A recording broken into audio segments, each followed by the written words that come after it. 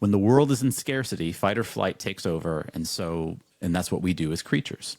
Slowly and surely, tribes expand, partnerships arise, nations are born, and then borders are drawn, and the choice to distrust anyone that doesn't match our vision of who we are, all because of fear, right? Fear is the strongest motivator in all of our brains. It's toxic, but it can also help us survive. Fear of what you'll take away from us if you cross our borders, what you'll take away from us if you assimilate, if you take over from us. There's hatred and greed in there, but at its core, I think it's always fear.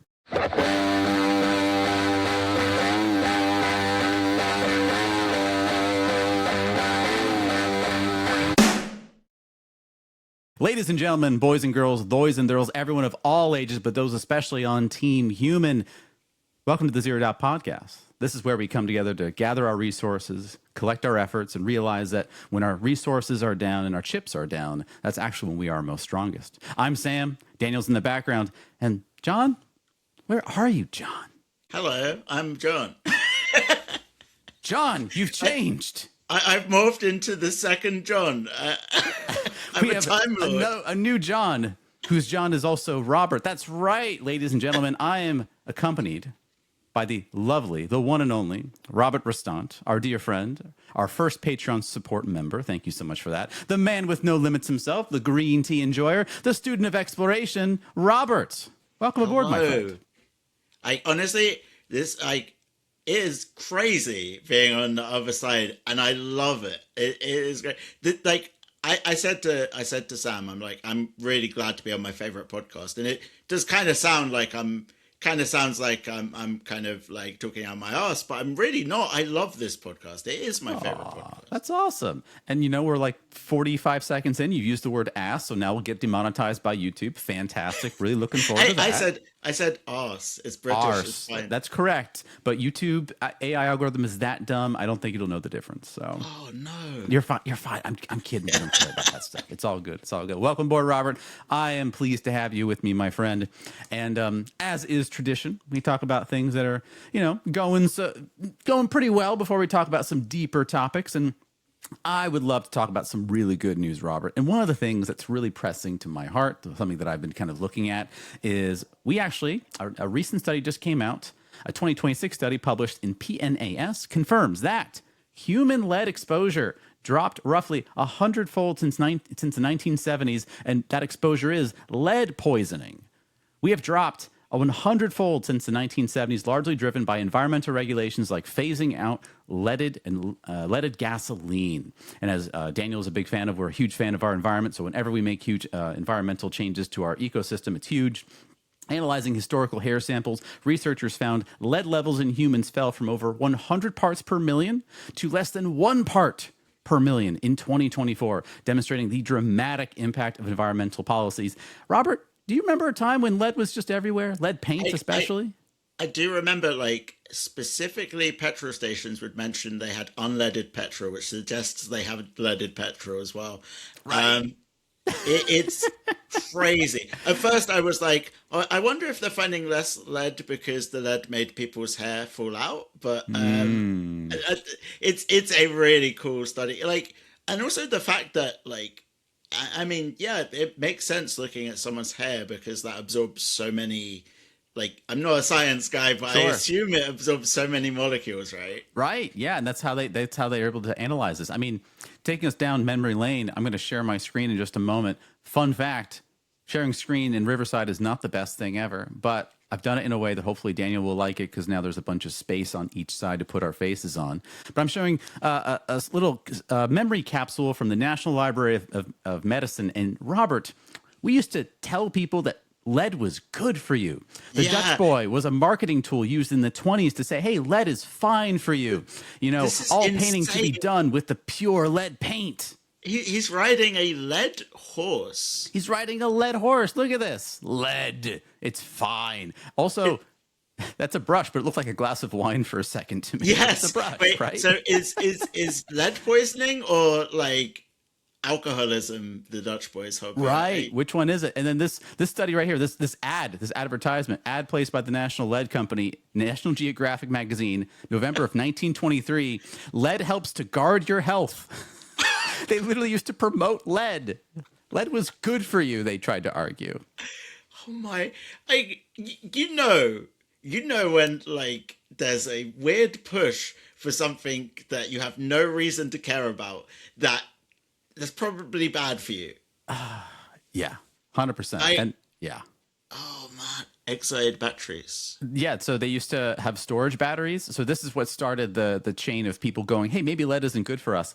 They had this whole thing about electric storage batteries. They would manufacture them, but it turns out shortly after, in 1914, they did a study by Alice Hamilton, a physician activist, saying the manufacturing of these storage batteries is causing significant dangerous hazards to all of the workers. It's a significant threat. And then in 1959, Chicago Defender argues news reported stories about the deadly results of the illegally dumped battery casings. So they dump these things instead of actually recycling or getting rid of them safely. Those dumped casings would pilfer out into the air, and children were dying from this, breathing the toxic lead sulfate. And that's what got people to start thinking, hey, maybe this lead thing isn't super good for us anymore. Maybe. It like anything that kills you if you breathe it in. We should rethink advertising. I am super glad that you're on the same page as me. Anything that kills you, we should stop. Now, I do want to do a quick little personal side about this, because this does affect me a little bit. As Daniel and you all might know, I recently got a home. And when I got a home in the United States, it is a legal requirement that they give you this fancy pamphlet to say, hey, if your home was built before a certain year, specifically 1978, do you know there might be lead in your home? Yeah. This is how crazy this is, Robert. So they give you this pamphlet. It's 20 pages. Protect your family from lead in your home. It says, hey, are you planning to buy or rent a home from before 1978? This is an informational brochure to tell you all the ways in which lead will kill you and be bad for you.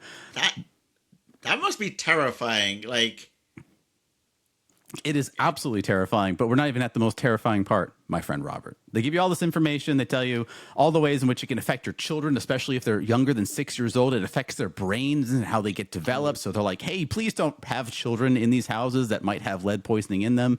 But here's the fun thing. This whole pamphlet just basically tells you, hey, be concerned about lead poisoning. But from a legal perspective, the person you buy the house from, all they have to say is, I am not aware as to whether or not this house has lead paint in it or not. Wow. That's all they have to legally say.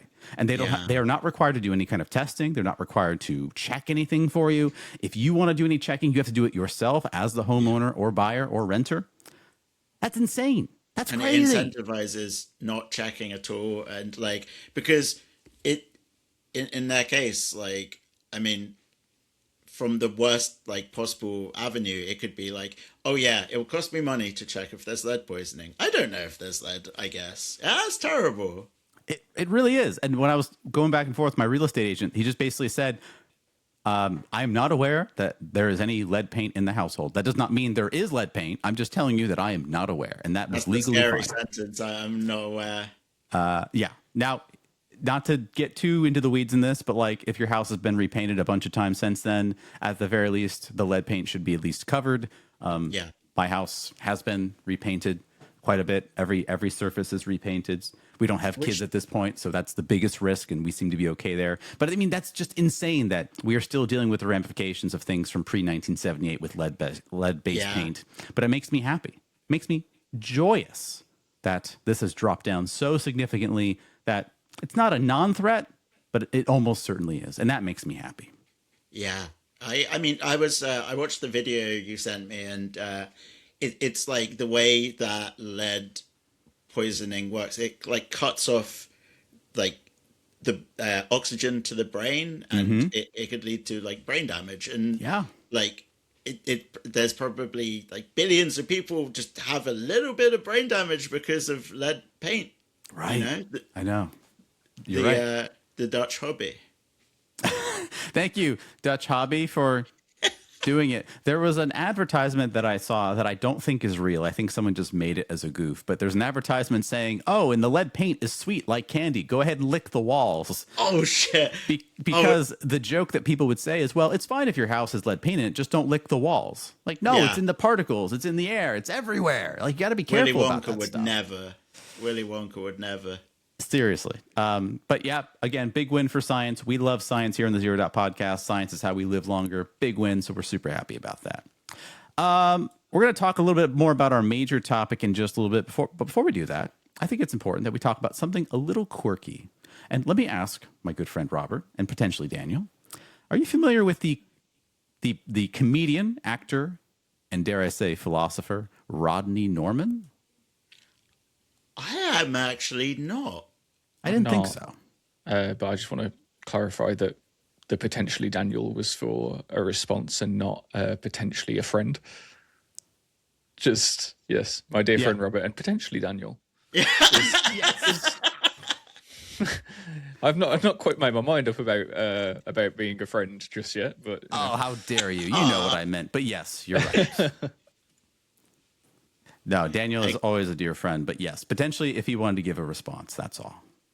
Like I do want to say we had a lovely meetup a few years ago in Birmingham, and just like hanging out in the cool is just bringing those memories back, you know. Yeah. You're giving away our secrets. We've seen each other in person. Jeez Louise. That Bring out Sam the guy was Tekken kind of 7 awful, shortly. but the other two, Daniel and Robert, they were great. They were pretty good. Pretty good folks. Nah. You're great too. I did forget to complete the pizza order. I did forget to click. I always do that. It's okay. It's all right. So, what was?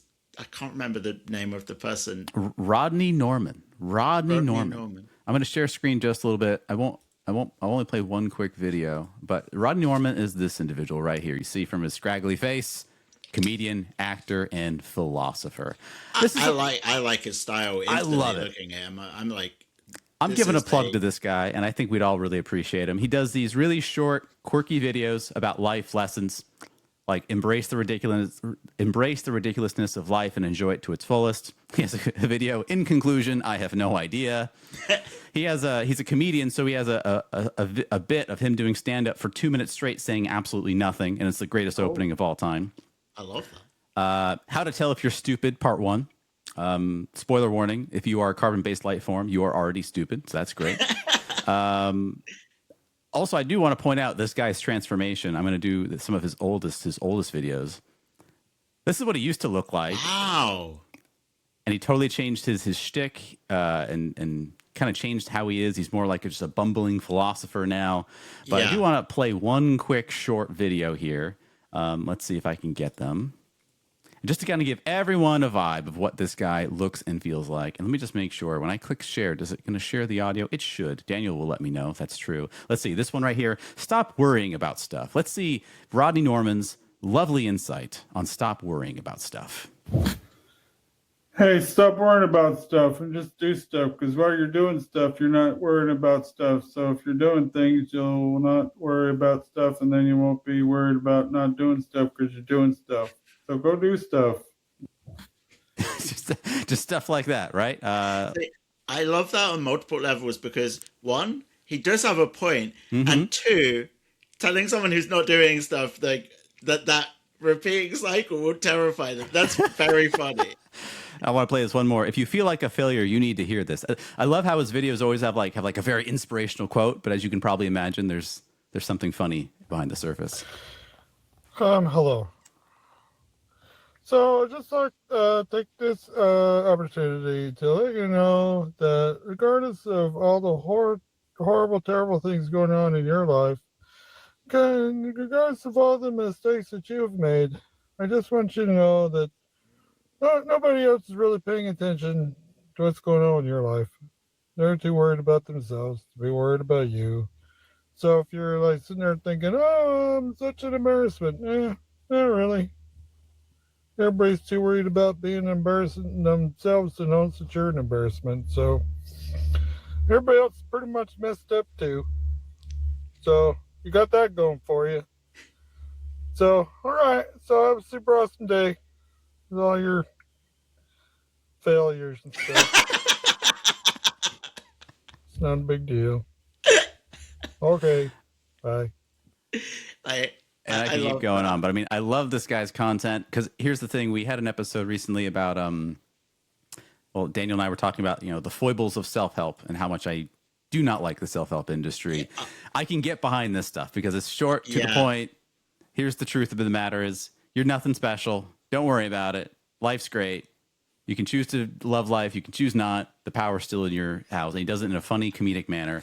I'm giving a plug to this guy. I love him. His name's Rodney Douglas Norman. Self-help book will do, right? Like, he just saved you £10. Like, exactly. It's kind of like the episode was very powerful for me because I realized a few years ago that self-help books just do not work with me. I don't get them. Like, with the exception of Marie Kondo, but that's like a very different thing. Like, that's about cleaning a room, which isn't she the Sparks Joy person? Yeah. Mm-hmm. Yeah. That's good stuff. Like, it is. If you watch her program, she's the most delightful human being I've seen on television. Like, and Robert, you're saying something powerful, which is a lot of minimalists have weaponized what Marie Kondo has said, and she's like, no, that's not what I meant at all. I meant literally ask yourself the meaningful question: does it spark joy? And if it does, keep it. That's it. That's all I want you to do. I don't believe in minimalism. She said that. I don't believe in it. But minimalists, all those gurus out there have tried to say, oh, Marie Kondo was the first minimalist. No, she wasn't. No. Yeah. Like, but the way I see it, minimalism is great if you like doing it. Mm-hmm. It's not something you should like. It upsets people. Like, I can see people who are like, oh, I love this thing.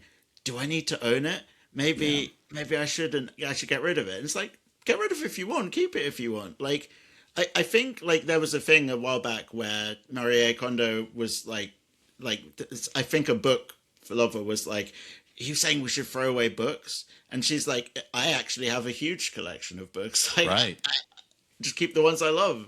Yeah. No, I'm glad you're saying that self-help books don't work for you, and I would argue they don't work for 99% of people. Yeah, they're not supposed to, right? They're not really supposed to. There's this phenomenon, Robert, of when you are, I'm going to use the word intellectual. I'm whatever that means, but like if you're an intellectual, what intellectuals like to do is they like to learn things, and that's their form of procrastination. Yeah. So if I'm an intellectual and I want to learn something, but I'm afraid of doing it, I'll buy a ton of books and read up on it, and it will make me feel like I'm making progress, but you're not. It's kind of like, it's the same way that, for example, somebody who decides, I'm going to get into skiing now. Right. I'm going to buy all the skiing stuff. I'm going to get everything, and does not ever go skiing. Right. It's kind of like getting the books, reading the books, and being like, maybe I need more books. I don't know enough about the subject. Right. That's that, I feel. Yeah. And Daniel and I have talked about this a lot, but like, there's just a real value and magic of just go do the thing. Who cares if you know how to do it? You'll learn along the way. I used to be that person, the studious person of like, okay, I want to learn this new thing. I'm going to get my instruction manual. I'm going to take the course. I'm going to learn it from front to back every way. I've been there too. If I'm able to get through it, which has been a handful of times, I actually know less than the person who didn't do any of that stuff and just dove in and tried it a bunch of times. I know less than they do. B, more times than I don't get through it because I'm just bored. I'm like, when do I get to do the thing I want to do? No, before you do that, you got to do this one step, then this step, then this step, then this step. Like, no. Just let me, as we say, fuck around, find out here in Philadelphia. Yeah, exactly. Let me make a ton of mistakes. Yeah.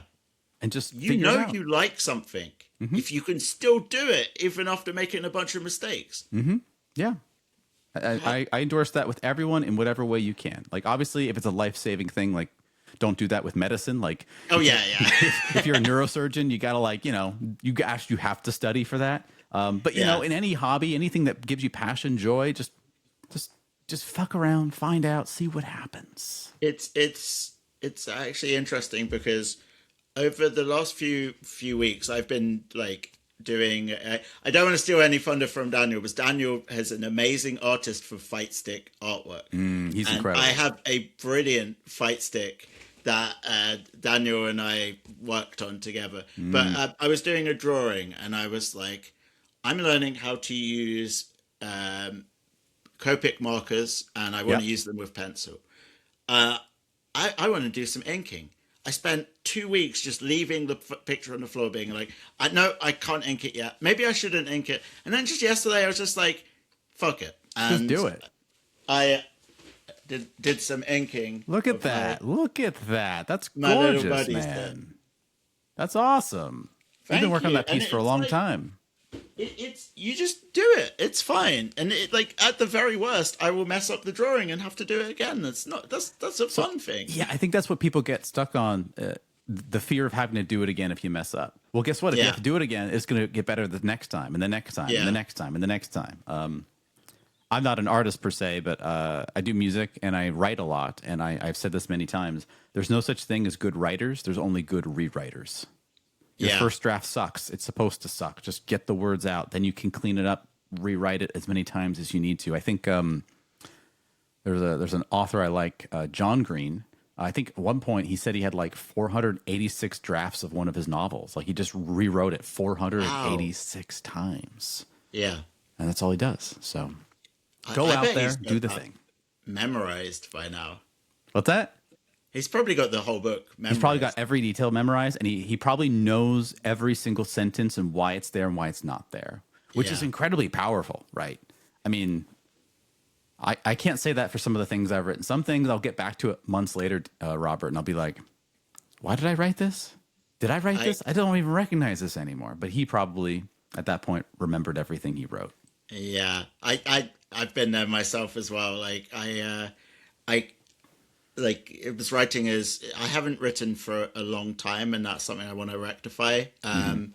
But it's like I will write something, I will do the draft, then leave it, and then come back to it and be like, what? Why am I writing this? Like, yeah. And then only because it's circling the algorithm, I can see it in people's feeds. But like Walton Goggins, the actor.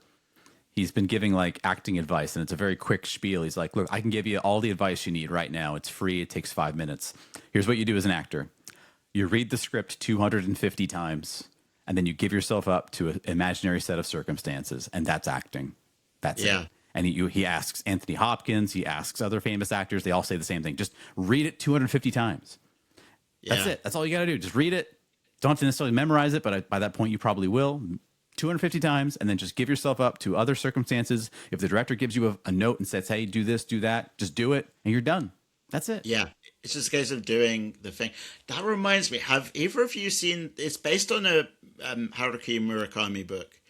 Have you guys seen the movie Drive My Car before? I saw the trailer, and I want to see it. It looks phenomenal. Okay, there is, I'm not to spoil anything, but there is like one of the themes is learning lines for a play, and it's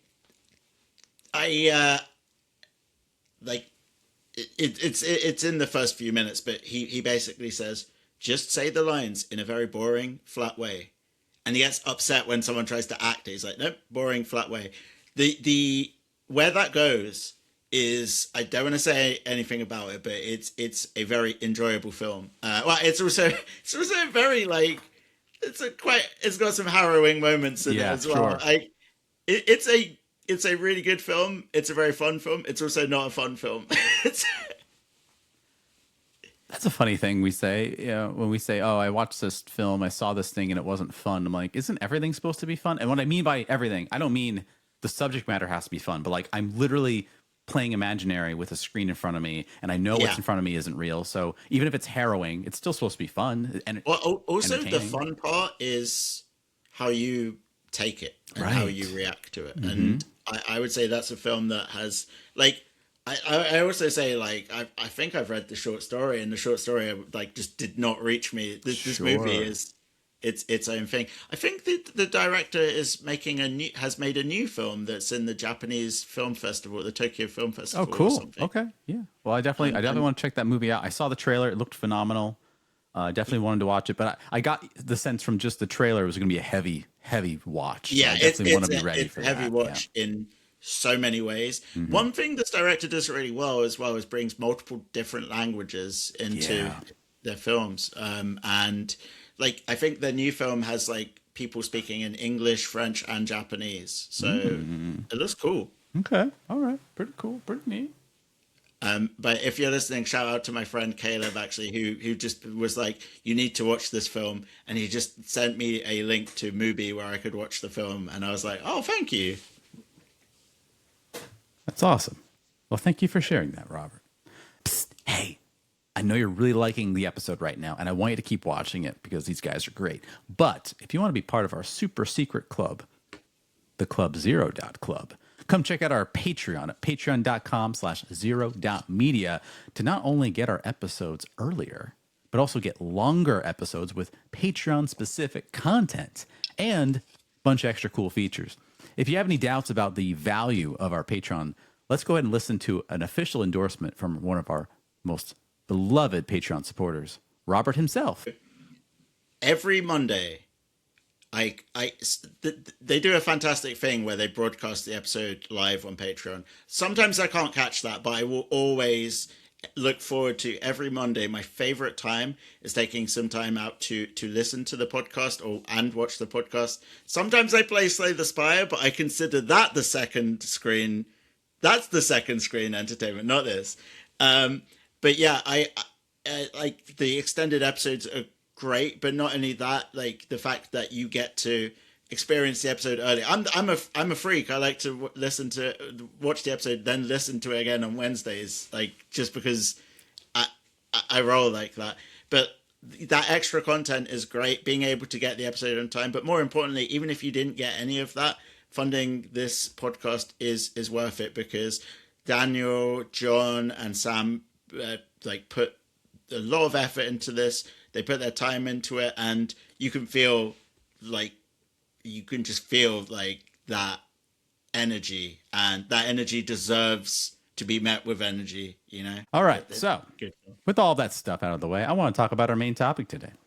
And it might just so happen that I had you in mind when I was thinking about this topic, and I wanted to kind of talk about this a little bit. I want to talk about trust, what trust means in 2026 and what it means for all of us as human beings. But let's kind of go back a little bit. So for those that don't know, that my listeners and viewers that don't know who I am, I'm a leadership consultant. I'm a public speaker. I'm an executive coach. I get to talk to leaders of all kinds across the country, the United States, as well as in Europe. And trust is really important to me. It's important to the social sciences. It's important to everyone that knows a thing about trust. And when I think about today, in an age of uncertainty, information amidst misinformation, algorithms feeding us tons of data that we didn't ask for, thanks to information stored on internet cookies that, from years ago we've long forgotten. I think we've forgotten about trust. Generally speaking, I think we've forgotten the value of it. Now, rather, our default has turned from generally being open to trust to not trusting anyone or anything at all. We don't trust the information given to us. We don't trust our colleagues. Robert, you and I met via a channel called Discord. And I was talking to someone lately, and they say they don't trust any of their Discord friends. They're just people to spend time with, but they don't trust any of them. They would never do that, because as far as they were concerned, it makes me sad too. Yeah. Yeah. I've met, honestly, like some of the best friends I've ever had on Discord, yourself included, and Daniel. It's like I cannot imagine doing the same if I didn't trust the people on it. In some capacity, right? And yet it's a pretty common theme I'm seeing all across the board. There's this idea that trust is quote unquote earned. You earn trust, it's not, you gain my trust because you've earned it. You've been awarded it, right? And I think this hurts us in a lot of really big ways. It keeps us apart rather than banding us together, which we at Zero believe that's when we are strongest. It tribalizes us. It prevents us from really meaningful relationships and good conversations. And gatekeeping as well, isn't it? It is incredibly gatekeeping. And I mean, obviously, from my hemisphere, it also we know it caps our performance, and it caps our ability to be efficient as leaders in that space, right? Robert, I'm thinking about this. I've said this story before, but I'll say it again. I'm teaching a workshop, and at some point, I ask the question about trust, and I say, "What is your metric for knowing when you can trust someone?" I ask that question. What's your mechanism for knowing when you can trust someone? And most time when I ask that question, most people, they pause, they listen, they think about it. They don't have quite an answer, because most people don't think about this. Yeah. But one time I taught this, and I asked that exact question. And Robert, I'll never forget it. Without any hesitation, there was a guy in the back. He's sitting like this. He's got his arm crossed like this. And he said, without hesitation, 4 years. That's so and everyone wild. started cracking up laughing, but he was serious. I'm like, 4 years? What do you mean? It takes 4 years before you can trust anyone. 4 years. New employee comes in, I don't trust him for 4 years. Game to come out. Right? It takes a while, right? Yeah. And so I asked for his rationale. Like, okay, cool. You've got a metric. So 4 years. What does that mean to you? He says, well, if I haven't met you before, I don't know anything about you. And I figure it takes about 4 years for me to understand you in terms of how many mistakes you've made and how you are willing to show up every single day and do the work and do everything well. And after about 4 years, it takes 4 years to learn my job, by the way. So you can't just like go do whatever you want to do willy nilly. By about 4 years, if you've made it that far, okay, you've earned my trust. So then I ask the next question. Okay. So how does that person feel knowing that they're not going to have your trust for 4 years? Yeah. And he said, well, I don't tell them. And I said, well, here's the thing about human beings. We're really good at sniffing that stuff out. We're really good at figuring out, hey, Robert, I get the feeling Robert doesn't like me or trust me or there's something funny about it. They will get a feeling. They'll get a vibe from that. Yeah, yeah. And like, this is something will seem off. Exactly. Something's going to seem off. And then because of that, the question is, what performance are you leaving on the table? What are you lacking in terms of efficiency and just cross-team collaboration because you're not willing to give this person trust? And that started making the person think. But here's the thing. Like, everyone else was laughing at this guy because they thought he was ridiculous. He was serious. Yeah. He'd been doing this for 30 years, and he just had learned the craft that if you trust people too preemptively, you get hurt, you get smacked. So don't do it anymore. I mean, when I hear that, like when I initially heard it, my thought was, I think this person's been hurt or burnt in the past. Right. And hurt people. And it's kind of that idea that, like, it's quite sad and tragic, really, because in saying that he is hiding this metric for if he trusts you or not, he is not being trustworthy in their eyes if they know he's hiding something. Yeah, that's a great observation. You're absolutely right. And, you know, what ends up happening is I reference the Harvard Business Review. So Harvard Business Review, they're business forward, but they always do a study of some kind about like leaders and trust. And they just released something December 2nd, 2025. The article is, most employees don't trust their leaders. Here's what to do about it, right? And here's the truth. I spend a majority of my time working with up-and-coming leaders and managers and so forth, and I espouse the need and want to trust people, to show them the value of building and repairing trust. And the good news is, Robert, as this should not surprise you, there's legitimate data that backs up the need and want for leaders to develop trusting relationship with their employees. We're talking like 186% more engagement from your employees who feel like they have a trusting relationship from their boss. Another scary stat, in the workplace globally, only 40% of employees feel like their leader cares about them. Oh. That's a horrible stat, but again, 186% more engagement from employees who feel like they have a trusting relationship with their boss. 186, that's practically double. And the way I frame it, Robert, is the way I look at it is, okay, if you don't engage with your employees, you're only getting half of an employee now. So if you've got 20 people in your team and you're paying for that, you're paying for 20, you're only getting 10, maybe 11 people. Yeah, wouldn't you want to get all 20 of your people on board? And this is true across all social sciences, every engagement survey, across the board. You get less call outs, you get more productivity, and most importantly to me, Robert, and I think to you, you get more fulfillment and happiness from everyone. Like knowing, like, if I'm working in a company and like there's two bosses and one of them is, you know, like kind of trusts people and kind of cares a lot and it shows, and the other one's like, yeah, do this, this, and this, and then just randomly calls you in because you've messed up something he didn't tell you was a problem. I'm going to choose, like, and I'm going to love working for the person that cares because it shows and that passion spreads. Yeah, no, that's a great call out there, Robert. You know, I espouse the word sometimes of Simon Sinek, who is quoted in saying, you know, there's two different types of leaders out there. There's a type of leader that says, hey, Robert, your numbers have been down 3 months in a row right now. If we don't bring this up, I can't say for certain what's going to happen. Or there's a leader that says, hey, Robert, your numbers have been down 3 months in a row. Is everything okay? Yeah. I'm worried about you. I'm concerned about you. And it's the people that ask that question, they genuinely care. And it's important to, like, you trust people who care, you know.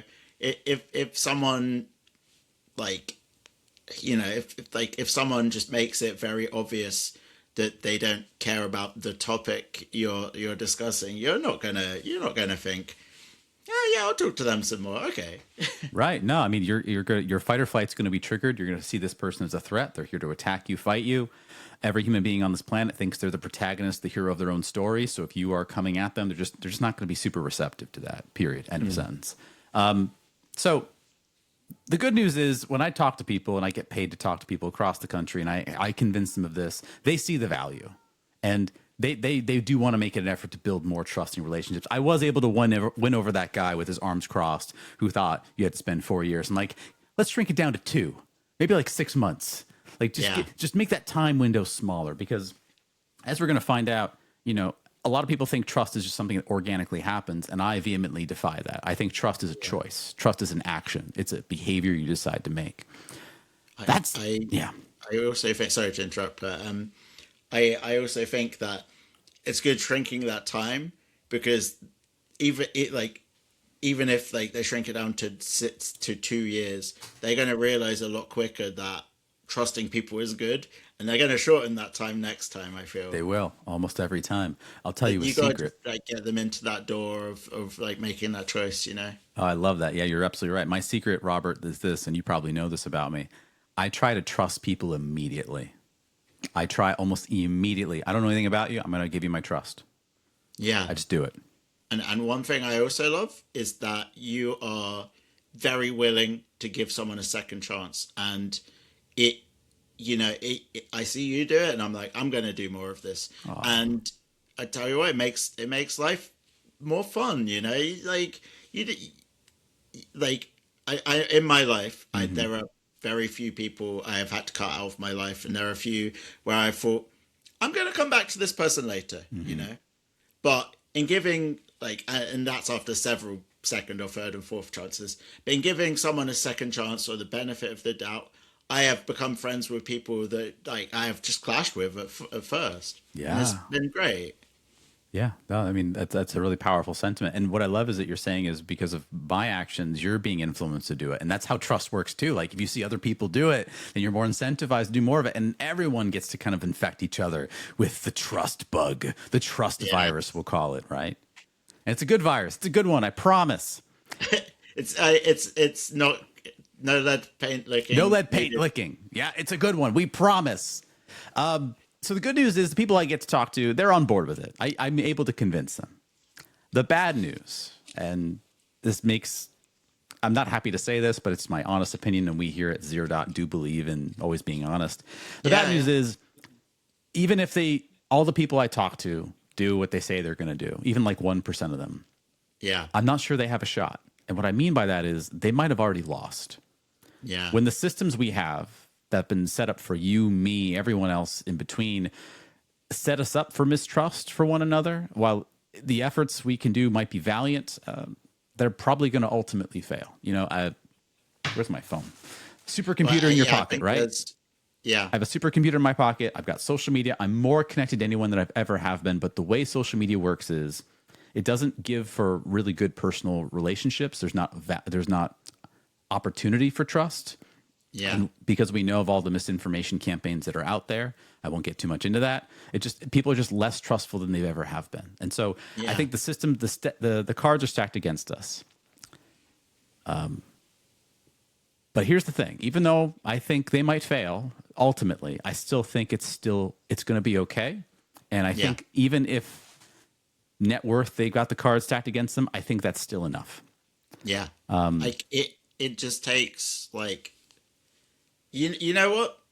If they try to trust someone and it's broken, just takes them trying again, and eventually it's going to take with someone somewhere. Yeah, absolutely. And so today for our topic, now that I've gotten through that intro, I want to offer everyone a different view, a different way of looking at this. Because if we all go down swinging, so be it, we lose, but at least we tried. But at the same time, I think if we just change our lens just a little bit of a tweak, we have the benefit of opening up ourselves to brand new possibilities. And to steal from our good friend George Lucas, we might even have a new hope. Oh. Funny. Oh. George Lucas, I'll take that ad revenue money now. Yeah, that was a $10,000 plug right there for Mr. George Lucas. Just kidding. He doesn't own Star Wars anymore. It's actually Disney. We're actually owned by Disney Corp. Did you know that? Oh, I mean, what isn't? Like, it's kind of like, I mean, like, yeah, kind of anything that you love entertainment wise is owned by one or two companies, but it's not the companies, it's the people that make it. You know, that's at the end of the day, you like the people involved, not necessarily the IP ownership. Yeah. You know what? Daniel and I were just talking about this, and it is so weird because this relates to be like allegiant to a corporation and not think about the people. You know this about me, Robert. Like I get really into the weeds of like who makes the art that I love, who are the people that made it, what were the tools, and like I think corporations do it on purpose. They try to hide that from you, so you get in love with their brand, right? But like I that's another topic for another time, but like I really think we should all just spend a little bit of effort figuring out who are the people that made the things that I love and how can I follow their work wherever they go, whether it's with this company, another company, etc. Because it's the people that make things that are beautiful, not big mega corporations. No offense, Disney, but if you want me to change my answer, Disney, $10,000 will do it. 10,000. Kidding. I don't sell that cheap. It's more like 50,000. Anyway. Don't rip yourself off. But with that said, let's backtrack a little bit and let's imagine ourselves going back thousands of years. You know, the pillars of who we are. We were cavemen, right? We were in small tribes. We hunted. We gathered. Our tribes were basically our families, right? The world was incredibly harsh. Famine and death was always nearby. We had threats from everywhere. If we came across another tribe, we'd quickly use all of our senses, of which we have 5, unless you're Bruce Willis and you have a 6th one. Use all of our senses. And you have spider sense. Yep, that's right. 7th one for Mr. Peter Parker there, to try to determine if they were a threat. If they were, we would just kill them and take their stuff. If not, we might still take their stuff because stuff is limited, right? The stuff is limited quantities, and we don't have enough stuff. When the world is in scarcity, fight or flight takes over, and that's what we do as creatures. Slowly and surely, tribes expand, partnerships arise, nations are born, and then borders are drawn, and the choice to distrust anyone that doesn't match our vision of who we are, all because of fear, right? Fear is the strongest motivator in all of our brains. It's toxic, but it can also help us survive. Fear of what you'll take away from us if you cross our borders, what you'll take away from us if you assimilate, if you take over from us. There's hatred and greed in there, but at its core, I think it's always fear. Speed along now to the modern era, post-World War II. First world countries, such as the United States, have access to more food than any other time in history. Transportation, thanks to the automobile technology and railroad industry, is becoming easier. Education is a priority for nations. Yet, I don't know if you guys notice, still war persists. As the great Ron Perlman has said, war never changes. But that should only be on the front line, right? You know, obviously war is going to happen, but for us little simpletons, us civvies, as we call it, civilians, that shouldn't be an issue. Except yet, even within our safe borders, I'm seeing strife and war and distrust. Despite having access to the most amount of information any single generation has ever had, despite having, relatively speaking, the best healthcare, even though we can say it sucks, it's still better than it used to be. Despite the fact the world produces enough food to feed 10 billion people, Robert. 10 billion people per year. We have 8 billion, by the way, so that's a surplus of 2 billion. That's more than enough, yeah. Around 11% of the entire global population faces hunger due to distribution issues, and about 14 to 17% of food is lost or wasted. I will never forget working in a deli in a grocery store and literally watching every single night throwing out what would otherwise be pretty good food that someone could use because it was like a week before expiration, and the grocery store owner would say, well, no one's going to buy it, so let's throw it out anyway. And it did not make sense for them to give it away to people that might need it because that would have been a liability for them. So let's just get rid of it. Yeah. It always, I remember I used to work for a Japanese confectionery shop, and the delicious mochi would be like put in a bag, and the bag would be taped up because they didn't want anyone to access it outside of the shop. Wow.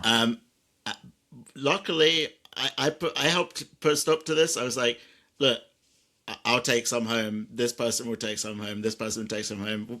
It's fine. And we ended up taking it home. Okay. All right. Well, hey, at least they did that for you, right? Yeah. I've seen it where they don't let anyone have it because that- it's a whole market thing, right? They want to make sure they own it. And if you can't have it, we're going to throw it away so you can't have it anymore. And there's that reliability wise, they're afraid that someone will sue them as well. Of course. Yeah. Yeah. One can see, I mean, from all this, like we should be more trustworthy of ourselves and our neighbors. But thanks to social media, a lot of us are, if we have more, a lot of us are not as trustworthy as we could be. But thanks to social media, we actually are somewhat trustworthy. Like Robert, you, me, Daniel, we know that we have more in common with each other across the pond than our own oligarchs in our own, systems of government insinuate otherwise. They like to tell us we're different, but we're more alike than they want us to believe. Despite the best foundation we've ever had, the cards are stacked against us. It seems the world does not want us to trust each other. It would seem to fit our survival instincts to be wary of others. And yet I see it a different way. And so this is what I offer to you, Robert, my friend. 3 little things about trust. How are you building trust? How do you sustain trust? And how do you repair trust? I think if we all understand just those 3 elements and make it an active part of our daily life, I think the world becomes a better place. So I want to open up to you, my good old friend, Robert. What are some of the ways in which you've been successful in building trust, either with someone you don't know as well, maybe a total stranger? What has worked for you, my friend? I think for building trust with someone, I think the most important thing you can do is just show you're there for someone. And being there for someone doesn't mean that you're going to be with them 24 hours a day, because that's impossible, for me, I'm very slow with replying to messages. It doesn't even mean I'm going to be able to reply to a message tomorrow. However, what it does mean is I can put aside the time to hear you out, to hear what's bothering you and not judge what's bothering you. I think that's a very important way to create trust with people. Not judging them. Not judging. That's really powerful, it's Robert. Really hard. It it's is really hard.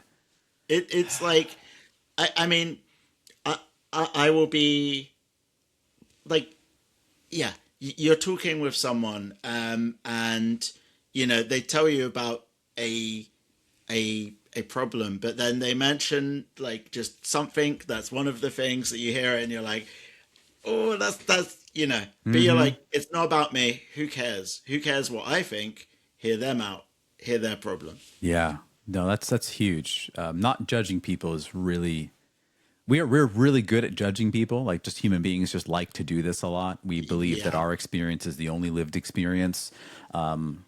I'll tell you, one of the things I was taught early on that I keep reminding myself of, because we all have a natural tendency to judge, but if it's like an intrusive thought kind of thing. Absolutely. It's an intrusive thought. If I can shift it to, how can I perceive this person, not judge them? How can I be aware of their situation and give assumption of innocence on all sides, but not judge them? And I always check myself on that, because I get judgy. I do. Sometimes I'll be trying to give someone some space, and they'll tell me what's going on, and they'll just say that one thing, as you were implying, Robert. I'm like, and I go, why the fuck were you doing that? Well, no wonder you're suffering. And my mind just starts spiraling. And I go, no, this person does not need to hear that. And also, I don't know their whole story. Yeah. Right? I mean, from a video games perspective, you have that person who is, who's upset about their rank going down, and I could be like, oh, it's an imaginary number, I don't care, but it's not about their rank going down. They have something else going on that's upsetting them. This is the trigger for it. I want to hear them out and just not judge them for that. Right. Yeah. And because we're all on Team Human, right? You just kind of did this beautiful thing where it's like, you know what? This emotional response you're having, it's a response, and there's something else underneath the surface, right? And that's how it all manifests, and that's huge. I love that you give people space, and I think that's one of the greatest things we can do when we build trust with people, is give people space, the place to breathe and kind of be who they want to be and not judge them. I love that element, Robert, and I can say from the many times we've talked and chatted, you do a marvelous job doing that. But I love that you're honest and saying it's hard. It's hard. It's really hard. Like, it's so hard, because we all have things that just like we hear them and we get like a little bit annoyed, and like like for example, okay, you're talking to someone and they are they're like, oh, I don't know if I should pursue this thing. And I'm really interested in it, but there's a lot of issues. And then you're like, "What's the thing?" And they're like, "AI." And you're like, "Okay, okay." I'm, but it's not about me. No, It's it's at not. the end of the Yeah. day, and it's about the person. And you know, like I'm not going to judge someone. Like they could have a very ethical use for AI. I know I'm not a fan of AI, but you know, who cares what I think at this point? I want to hear my friend out. And you ask the thought-provoking question of just like, okay, so what's stopping you? Right? What's stopping you? What's in your way right now? What would be the Yeah. worst thing that were to happen if you started it today? What would be the worst thing? And then Yeah. in your imagination right now, what would be the best win case scenario? What would that look like for you? Right? And just be a coach for that person. Just be like, Yeah. hey man, I support you. I'm cool with that. Yeah. I mean, like, you know, it's unless they're like, I'm thinking of murdering someone, then you're like, oh, Yeah. don't Okay. do So I mean, when they say things like that, and it seems, yeah, you no. yeah. For my you know, listeners out there, I made a loud noise. For my viewers, I was like, no, don't do that, right? Yeah. By the way, Robert, we have a running side gag joke where we have listeners and we have viewers, and the viewers see one thing and the listeners hear another thing, right? I was gonna participate in this and wear a very cool jacket and be like, oh, listeners, you can't see the cool jacket, but I'm like, Yeah. wait, I just wanted to wear my jumper because it was more comfortable. But I got this from like a second hand. Oh, that's so cool looking. I wore it to the shop yesterday. For my and listeners who can't see anything, it's a peacock costume with multicolors in it, orange and green and purple. No white or red at all on that jacket at the all. style of jacket as well is like a Yokosuka jacket. Yokosuka is the place in Shenmue, Right. and you see people wearing those jackets. They're referred to as skajan, which is short for Yokosuka, ska, Okay. and jan short for jacket. So those are called skajan, and they are very cool. Damn in it. my Robert opinion. was being honest. He actually told you what it looked like. I was being a jerk, but it's fine. That's just how this works. That's how this works. I'm dressed all in white, by the way, for my listeners that can't view my channel right now. But It's the Andrew WK cosplay. totally, yep. Andrew WK cosplay. That's it. You'll have to watch the episode to see if I'm lying or not. And if so, go in the comments and say Sam is a liar, and I'll know exactly what you mean by that. And my replica Neo Geo has a very cool looking. I do not like this. This is the worst thing I've ever seen. It says whack, and wait, Huh. it Okay. Huh. it should be cool. It's not. Yeah. Huh. Okay. So I usually just put a plushie over it. Fair enough. Fair enough. Yeah. Comfy to sit on. That's what's important. So giving people space, that's important. You know what I like to do, Robert? I like to ask people for their ideas and insights, even when I kind of don't want to hear them. I say, no, Yeah. I do. Let me ask the person in the back of the room, what are your ideas on this? I want to get you involved in this conversation. I want you to know that I care about you and I treat you equally like everyone else. And we talked about this before, but I'm a big believer in speaking last, like letting them talk first and speaking last as much as you possibly can. So I love your way of kind of giving people that, what I call a trust builder. These small, itty bitty little ways you can show people you want to build trust with them. It's like I think like deep down, yeah, as you say, everyone sees themselves as the main character. Everyone wants to be the good guy. Most people, if you give most people the benefit of the doubt, they want to do something good. And your friend who's looking at AI, they are looking at ways that it can help people rather than ways that it can exploit people because they're a good person. And you know Absolutely. that. Yeah, yeah. And then And on the other, I'm sorry. No. And while I might not understand a way that it can be used to help people. What do I know? I nothing. You know. Not much. Nothing gets hurt by asking a question. Just ask questions. You know. In fact, that's usually my litmus test of if I'm asking questions and the person gets angry. I'm like, What's going on here? I'm just asking questions. I don't know. I want to. Yeah. I want to learn more. Right. If this, yeah, it's like so.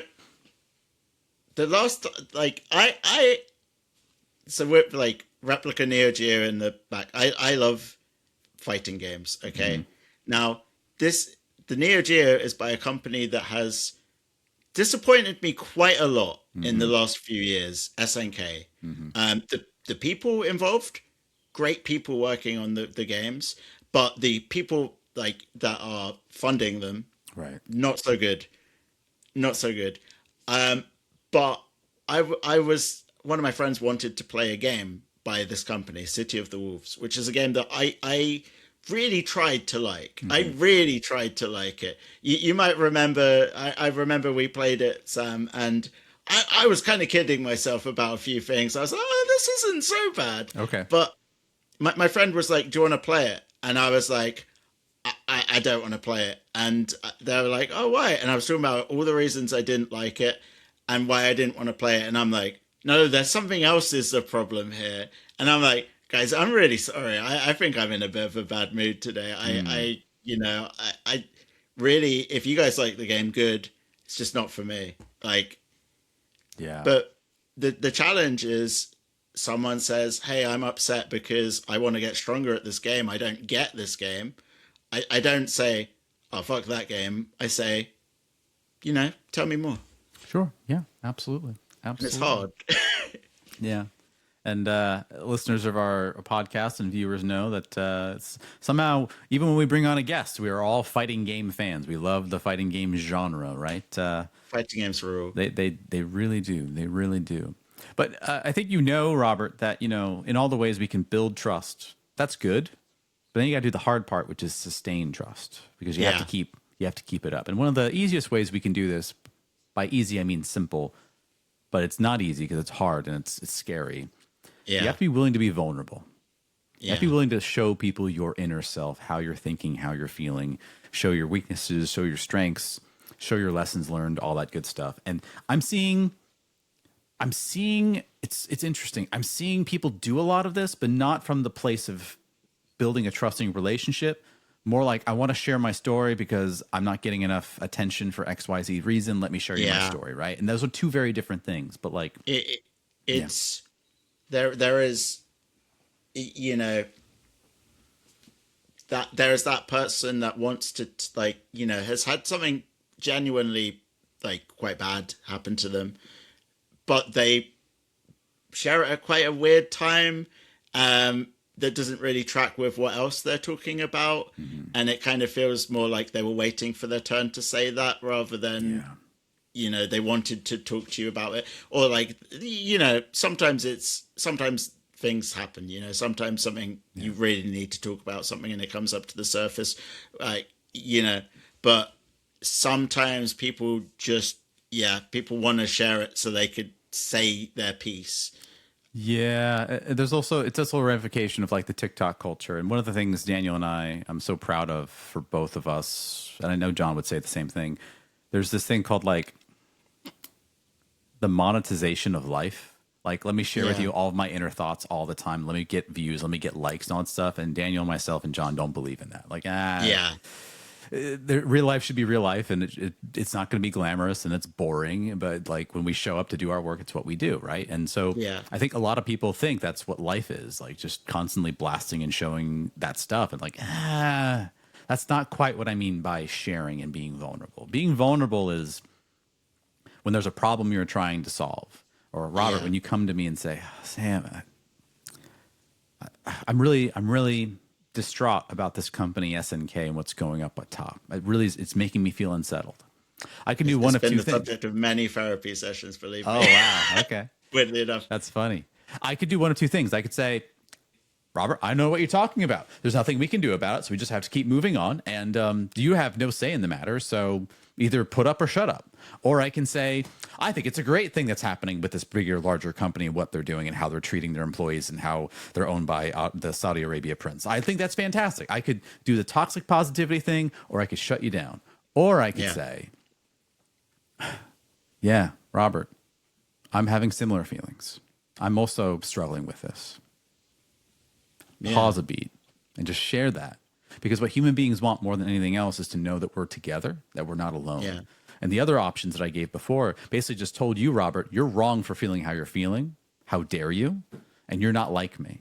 And that's one of the things I want us to step away from as much as we possibly can. You know, Robert, I've had the privilege of talking to so many people of different backgrounds and different ideologies and different thoughts. And when I get to the root of them, most of us are the same. Yeah. We have programming to tell us a certain thing. Like, we think we're different, but when I ask the universal questions of, oh, do you care for your family? Do you want a roof over your head? Would you help your neighbor if you saw them struggling? And they all say yes to this. Then we're kind of all the same. I remember when I was an English teacher in Japan, like I like to think I have a really good understanding of, well, I mean, you can't understand a whole culture, but I like to think I have a relatively good understanding of the Japanese culture as an outsider to it. I would say that, yeah. But there was a phrase, the phrase "you're you," which is like, I'm like, it's having energy reserves.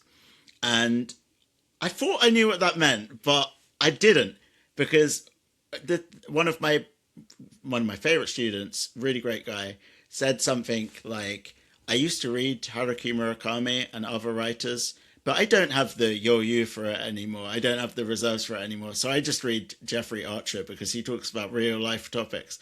I got so annoyed. I didn't express it in a rage. I was like, what do you mean you don't have the reserves? Like, and like, I remember I got very annoyed with it, but I thought, no, this is about me. It's not about him. I'll move on. But he came back the next week and he was like, Robert, I think I explained myself the wrong way. So I noticed you were a bit shocked when I said that. Yeah. And I think what I meant was that I just don't have as much time to read too many books. And I just really like Jeffrey Archer's books, and they're addictive to me at the moment. It's not because it's not, and I'm like, that's really cool. I get it. Don't worry. And like, maybe I didn't quite understand the Japanese word. Like, yeah. That's speak to people like if I've just gone in and been like, oh, what why do you not have the energy reserves? Like, what makes you not have the energy reserves? You just said he has a family. He's working hard, you know, and like, you know, he still appreciates books and likes the books he likes, but he just reads a bit less. Yeah, Robert, you're speaking a truth here about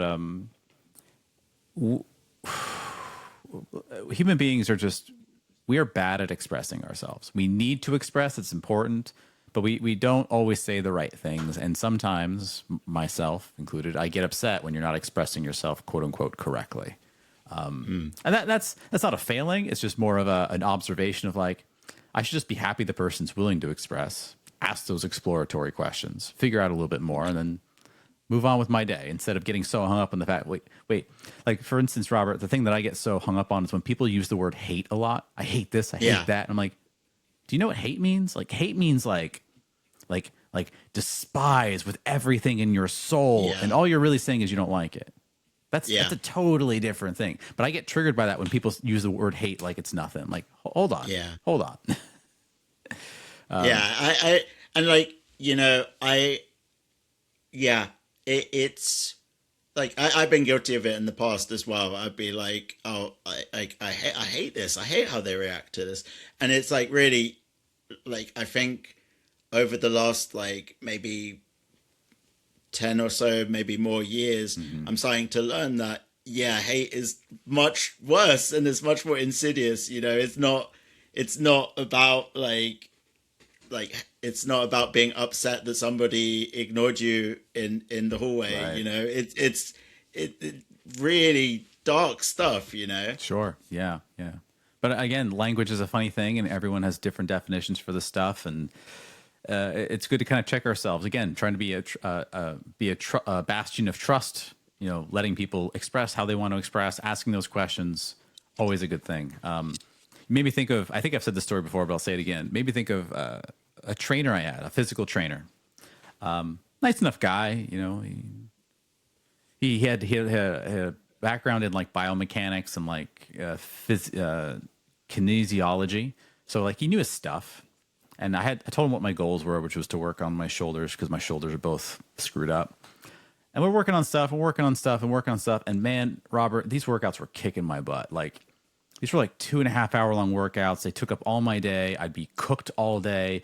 Yeah. And I was like, hey, I'm having a hard time with these workouts because like I teach and stand up for a living, and like I can't go to these things like already spent and exhausted. I need to find some balance. And he kind of gaslit me a little bit, saying, no, if you're not going to make real gains if you don't do it this particular way. I'm like, okay, I guess I'll keep doing it. Yeah. And then after a while, I came across some social media, some like YouTube videos of like other ideologies of how to train. And I said, hey, have you ever heard about this one content creator, this one video? Let me send you the video right now in our chat. You want to take a listen to it and tell me, like, does this make sense? Because it sounds like his idea is to train less, and that might help me out a bit. I'll never forget this, Robert. He said, hey, Sam, that's kind of a long video. Can you tell me exactly where in the video you want me to watch so I can answer your question best? I bet that drove you up the wall. The video was 7 minutes long. Oh, It man. was 7 minutes long. And he said it was kind of a long video. He didn't have the time to watch the whole thing. And I'm like, well, it's the whole video. It's the whole... I didn't send you like a 2 hour long video. I sent you a quick little 7 minute video. Yeah. And then he basically said, yeah, that stuff's been going around the algorithm a bit. It's all wrong. I'm like, okay. Now, funny aside, I don't know if it's related or not, but literally the next day he gets fired and I get a new trainer. Oh. I have no idea if it's related or not. That's interesting though. That is interesting. But like, I wonder like if like, you know, if he watched it, I wonder it might have had a completely different outcome. I have no idea. Now I have a great trainer. He's a great guy. I do 25-minute workouts every single day, and they're perfect for me. And they do that sounds way more sustainable than two hour ones. Like I can't even imagine a 1 hour one. Well, you know, our producer Daniel loves longer form workouts, and I think those are fantastic. It's just for what I'm currently doing with my work and everything else. I can't spend 2 to 3 hours in the gym cooking myself to death. And then, okay, guys, let me talk to you about leadership. Ow. Yeah, and standing takes a lot. It takes a lot. Yeah. I also, so Daniel, I remember actually, I really liked your way of going about the gyms. You're like, the gym is your place where you get various things. Like it's your social place and it's your place where you can relax. And like, having that longer session to do that, I really like the idea of that. Because it's not, in fact, before this recording session, I just come back from a big session at the gym. Oh, heck I don't mind the longer workouts because it's not just my place to work out. Like it's provides me with multiple things. And like you said, it provides me with a social space. It provides me with somewhere that I can go and kind of be away from everything and just like get into the zone. And it's somewhere that I can take care of my health. It's a lot more to me than just the place where I lift weights. And so in that sense, it doesn't feel as bad to me to have a workout go long because I'm getting multiple sources of goodness from the gym. I'm so glad that you get this source of so many things. It's like I remember like there was I came down to Birmingham again, I think like last year, and I think or maybe the year before that, and I remember I met with Daniel. And like I think you had been working out quite recently, and I could just see the positive effect it had been having on you. It was just the aura was just coming out, you know. Oh, the aura! I got like that Dragon Ball Z glow around me, the Super Saiyan glow. Yeah, but no, it's I totally get why people would like shorter workouts. And the thing is, if my schedule were to change, then I might not be able to do the longer workouts. So I might, like he said, it might just tucker me out so much that it means that I can't give what I need to give to the other things that I need to do. So I'm enjoying it while I can. I'm relishing it while my life structure allows for it to be the way that it is. The other thing that might have made me not like these longer workouts, Daniel, I'm assuming when you took breaks in between your sets, like you took as long as you needed before you felt good to do it, right? My trainer was like, no, minute and a half for each one, minute and a half, don't take any longer. And I'm like breaknecking through it. I'm doing like 26 different exercises. I'm getting cooked. I'm like,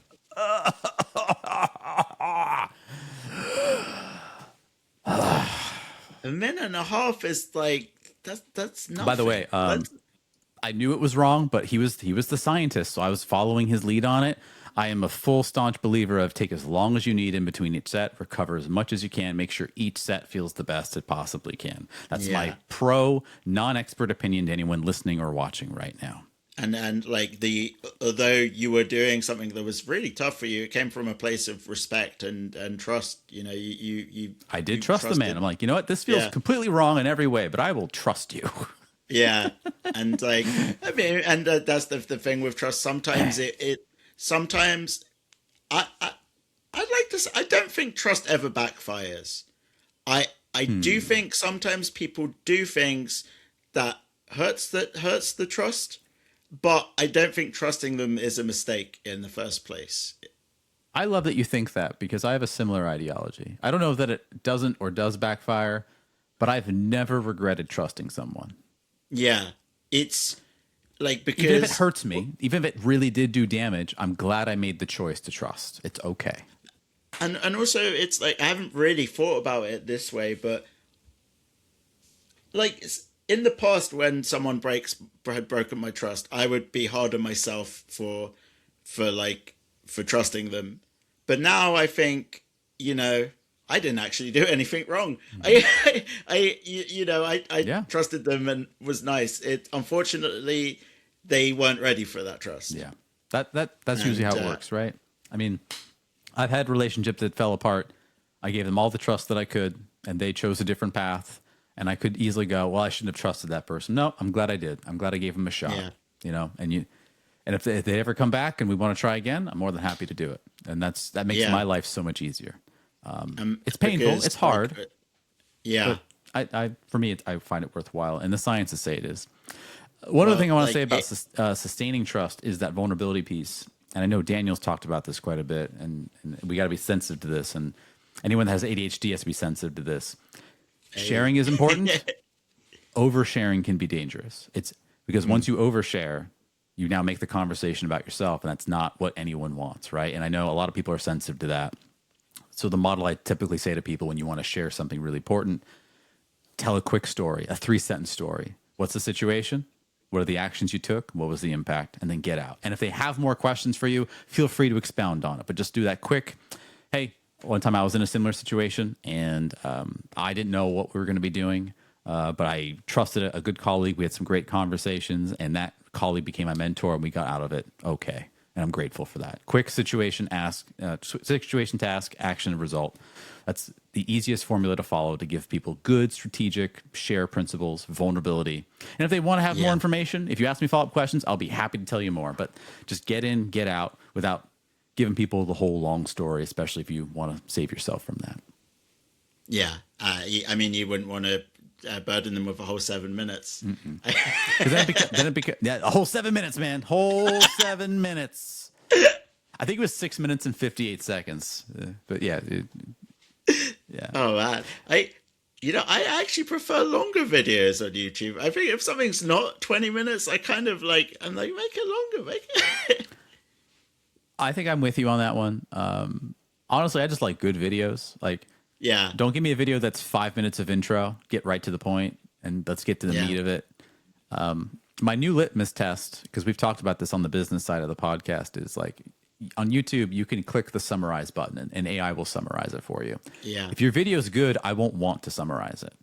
If your video is like chocked with crappy intro nonsense and all this clickbaity nonsense, and I'm like, but I'm interested in what you have to talk about. Quick summarize. Oh, that's what you have to say. I go to the 10-minute mark. There it is. Okay, we're done. Now, if the summary just makes no sense, that means that you're about to be in for a good time. That's true. That is true.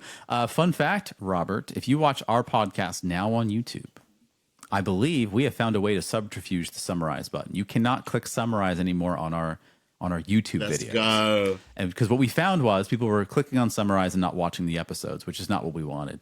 So we put a quiz on each one. It's a simple, dumb 1-question quiz, and that replaces the summary option. You can't click summarize anymore. That's awesome.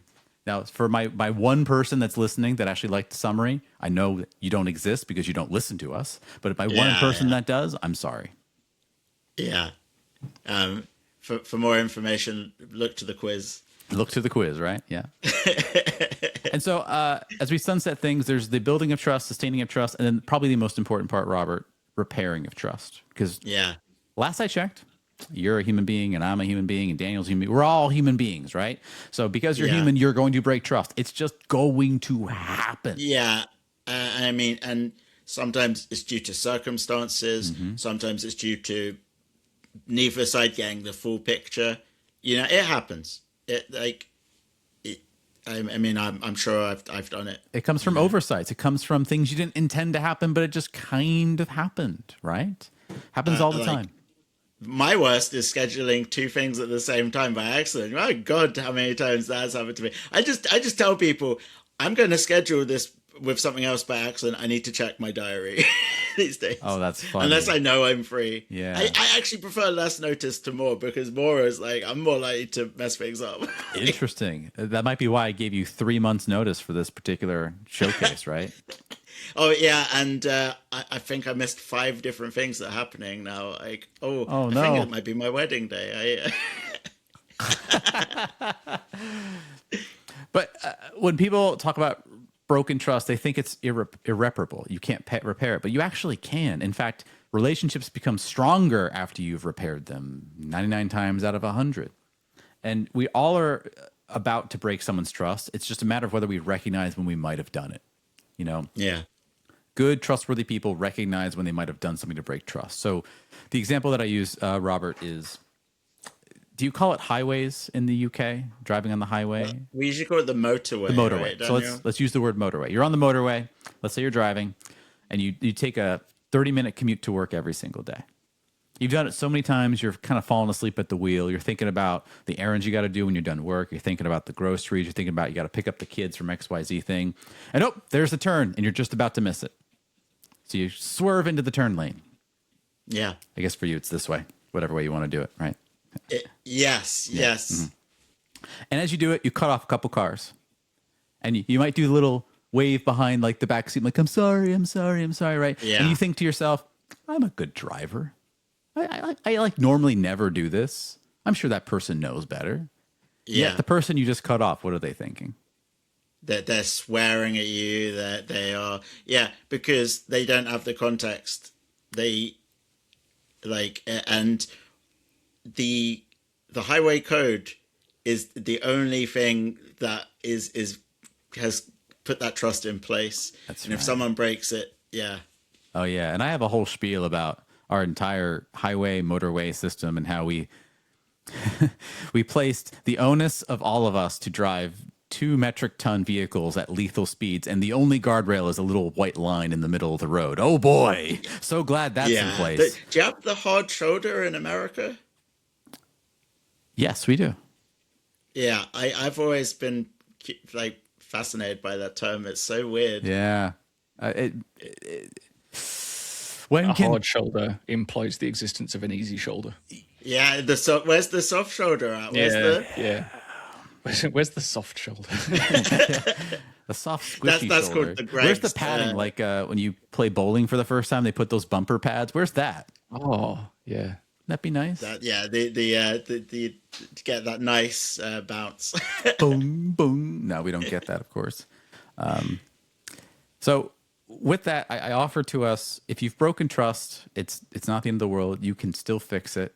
But here's a cool power move. Reach out to someone when you don't know yet if you've broken trust, but you suspect you might have. And that's the greatest thing. Like, hey, Robert, I realized I said something the other day, and I didn't mean to say that to you. I didn't mean it to come off this way. Like the story you gave before about the person, hey, I might not have articulated what I wanted to do the way that it was. And you might have said it was totally fine. And it probably was. But the fact that they made the gesture to try to repair trust says everything. Yeah, that was very, like, what Shinji, that's his name. Shinji. An Kudos absolute to you, gentleman. Shinji. He was great. I actually taught I taught his whole family. I taught him, his wife, his daughter. They're lovely. But yeah, like because he had the emotional intelligence to know that I might have been upset by it. And although I was professional about it and I moved on, he was like, just between you and me as a person, I said this. I probably meant this, you know? Yeah. Yeah. And that meant a lot, right? Because what did I say? It did. I mean, that was like, it was, you know, I had my favorite students in Japan were the ones that just treated me like a human being, you know? It makes a difference.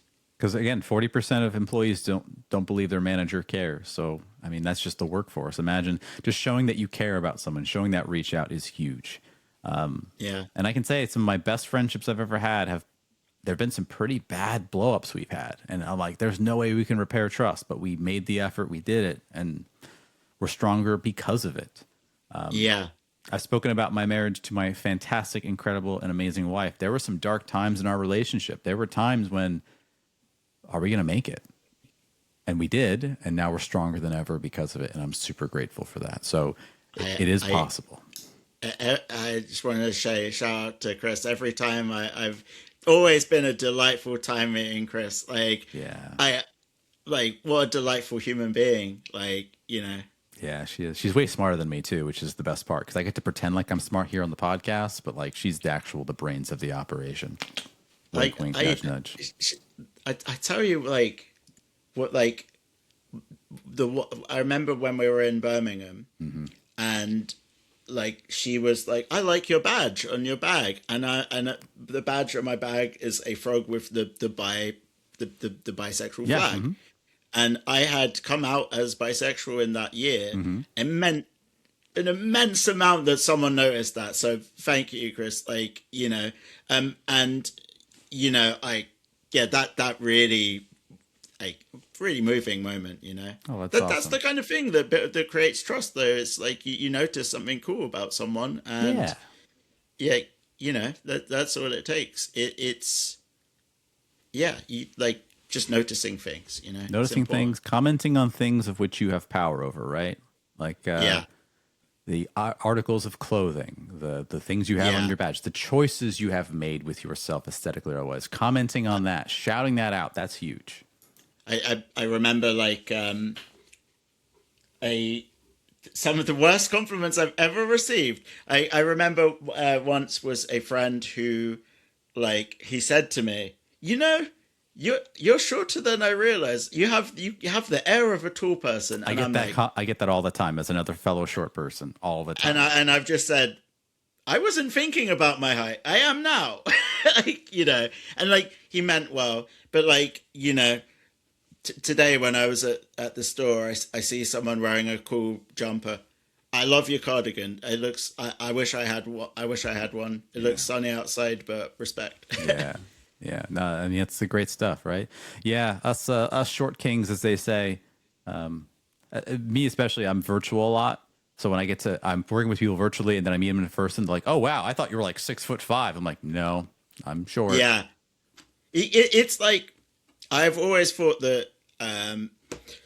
It's funny actually. I didn't really think or care much about my height until I met some friends when I was in Japan who were expats, and one was from America and one was from Scotland, and well, not that that's important, but like they kept like the one of them was very short, one of them was very tall, and the short one cared so much about his height, and it kind of spread to me. It's like I don't care so much now because it's like, you know, it doesn't matter. Really. I have a dear friend who's tall. He's 6'3", which hold on. My UK friends, let's get that into. Yeah, I'm like numbers. Yes. Oh, you see, that's strange because I work in feet. I work in feet and inches. Despite, whenever someone says like I'm so and so centimeters tall, I'm like, that means nothing to me. See, for me, this makes perfect sense because I check my giant robot height in the metric system. I know from my Japanese character guides. I know the height of the Yu-Gi-Oh characters. You know, centimeter heights mean nothing to me, and I also don't weigh myself in kilograms either. Interesting. Okay. I weigh myself in stone. See, stone really confuses me. Okay. So I don't know why I've latched onto those specific measurements, but like I measure things in feet and I weigh things in stone. So you measure things in what we call freedom units. Freedom units. Yeah, so free. Yeah. I'm charging down back as we speak. The Gaia reference. No, I'm charging in 3. Yes. I hate numeric notation so much, but yes, I'm charging in 3 or 1. Offensive crouch. Defensive or offensive crouch. So 6'3" is 190 centimeters. That's true. So anyway, I'm just saying that he's a taller fellow.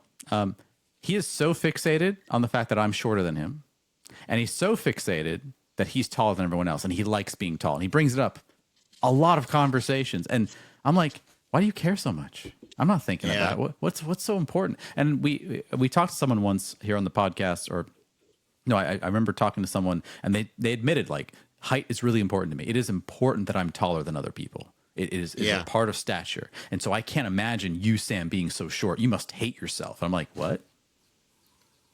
What? I didn't. Like,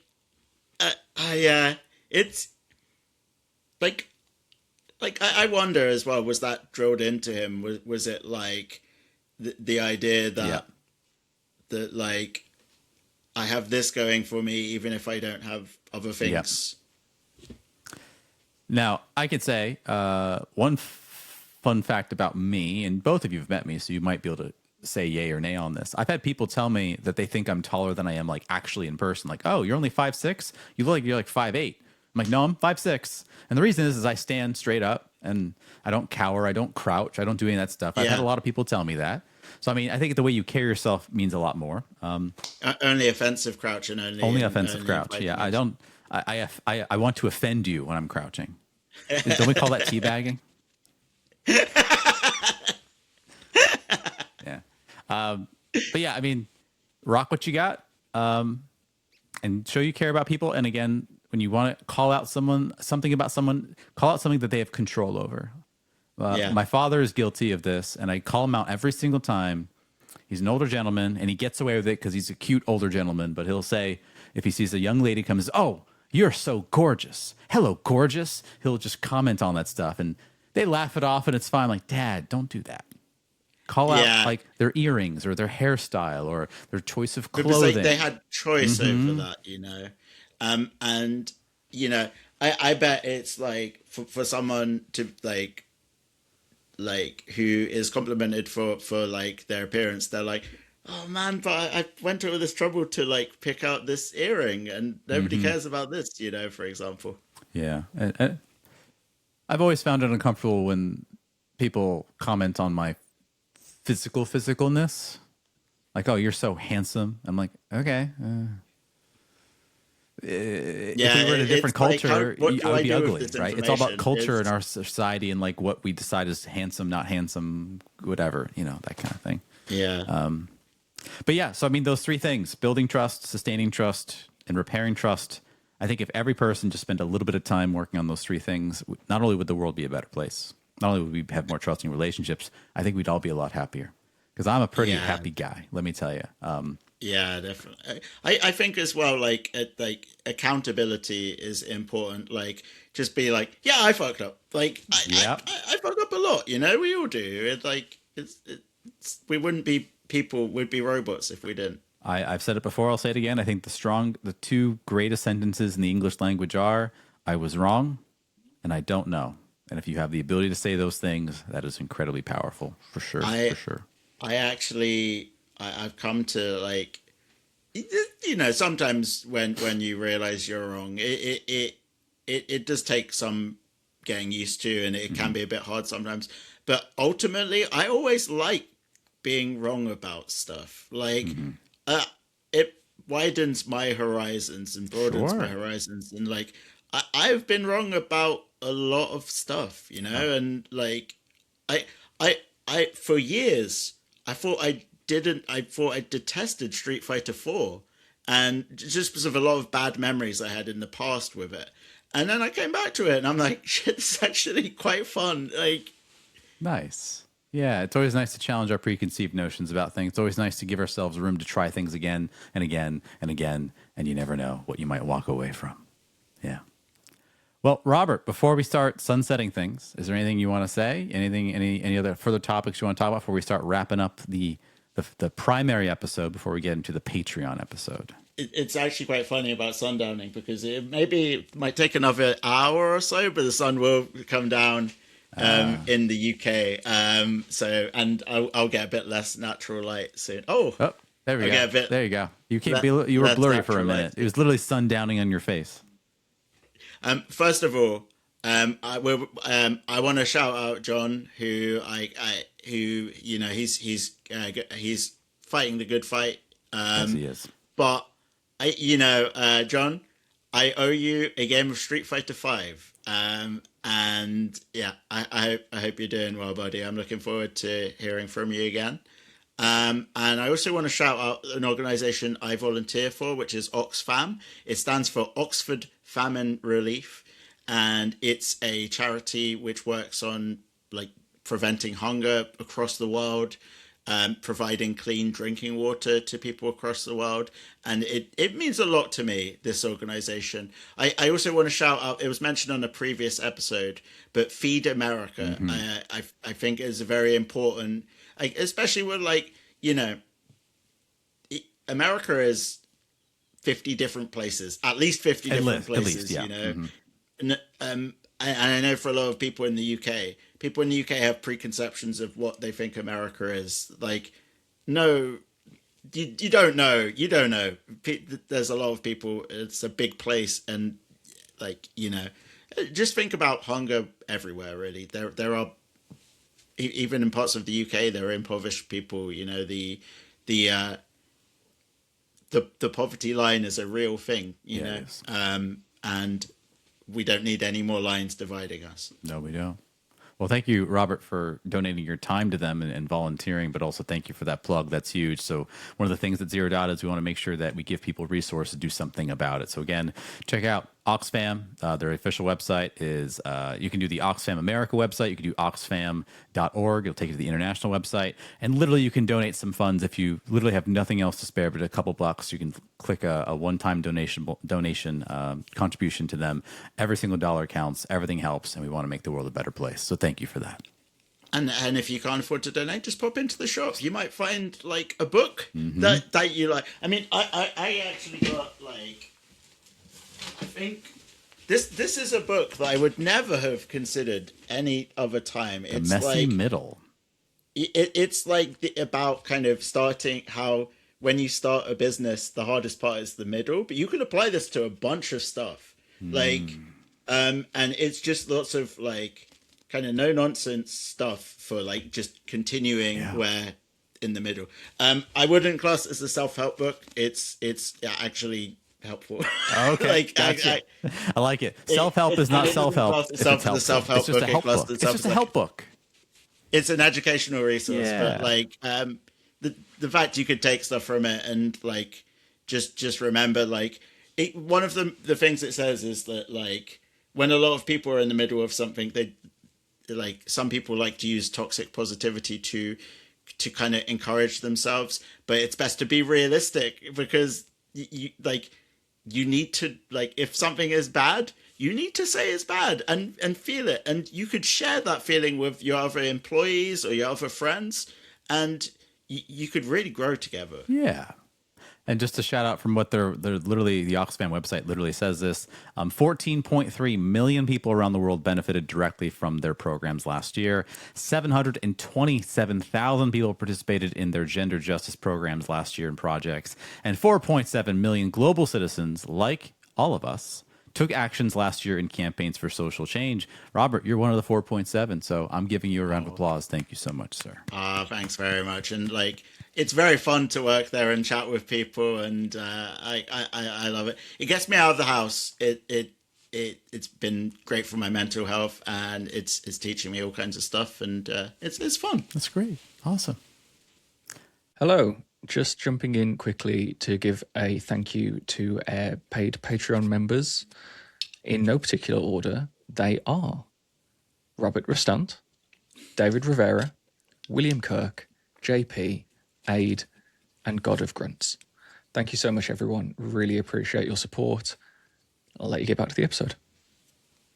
Well, folks, that has been another episode of the Zero Doubt Podcast. I'm Sam. This has been our lovely guest, Robert. Thank you so much for being on the show, my friends. It's been an absolute pleasure. Until next time, you know where to tune in to find out more about Team Human and just collect our energy reserves until next week. Come check us out at thezerodoutpodcast.com. You can also find us in all places where all podcasts are aired, from Apple Podcasts to Amazon Music to Spotify and everywhere in between. Until next time, folks, see ya.